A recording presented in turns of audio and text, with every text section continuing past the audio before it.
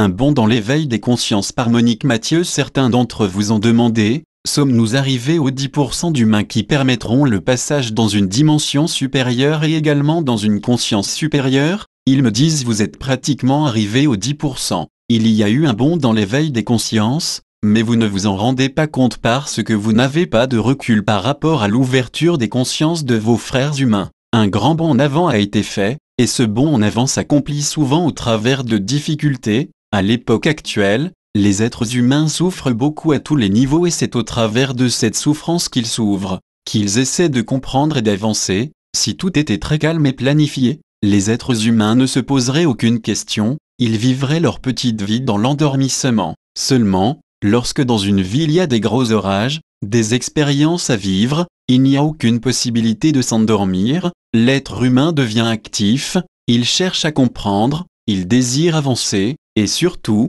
bien souvent, il désire se sortir de certaines difficultés grâce à la compréhension, et d'autres, plus avancées qu'eux, grâce à l'amour. Depuis ces derniers mois, beaucoup d'ouvertures de conscience ont eu lieu, tout s'accélérera en renvoué autour de vous. Parfois vous aurez l'impression que tout va trop vite et que vous n'avez pas la capacité de suivre, que ce soit par rapport à vous-même, à vos sentiments, à vos émotions, à vos réactions, par rapport à l'amour que vous êtes capable de donner autour de vous et également à vous-même. Tout s'accélérera encore. Bien sûr, dans cette accélération des expériences, dans cette accélération des événements intérieurs et extérieurs, il y aura parfois certaines difficultés émotionnelles, parce que le courage vous manquera parfois pour continuer la route. Trop d'expériences affaiblissent les êtres s'ils ne se relient pas suffisamment. Que pourrions-nous vous dire, si ce n'est, dans vos méditations, de continuer sans vous lasser à œuvrer pour le grand changement, à offrir l'énergie amour-lumière qui émane du plus profond de votre être,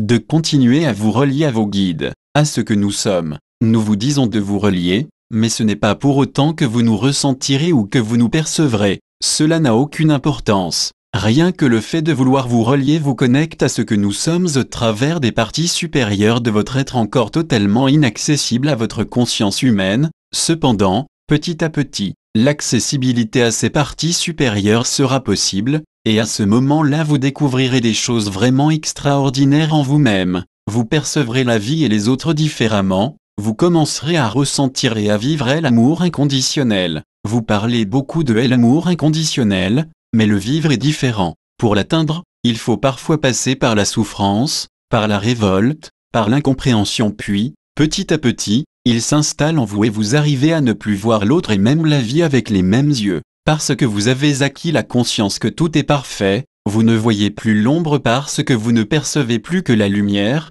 vous ne percevez plus que la lumière dans les yeux de celui qui est en face de vous. Vous ne percevez plus que la lumière dans tout ce qui vous entoure et dans la vie, vous ne percevez plus que la beauté. Chacun d'entre vous devra, à sa mesure, commencer à apprendre à intégrer l'amour inconditionnel. Bien sûr, cela remettra en question beaucoup de choses en vous, beaucoup de choses par rapport à votre ego. Pour atteindre l'amour inconditionnel, faites vraiment l'impasse sur votre ego, c'est très important. Petit à petit, le chercheur de vérité comprendra ce qu'est réellement l'ego, il ne se rappellerait par lui-même et à ce moment-là il avancera vraiment. Depuis le site du ciel à la terre org.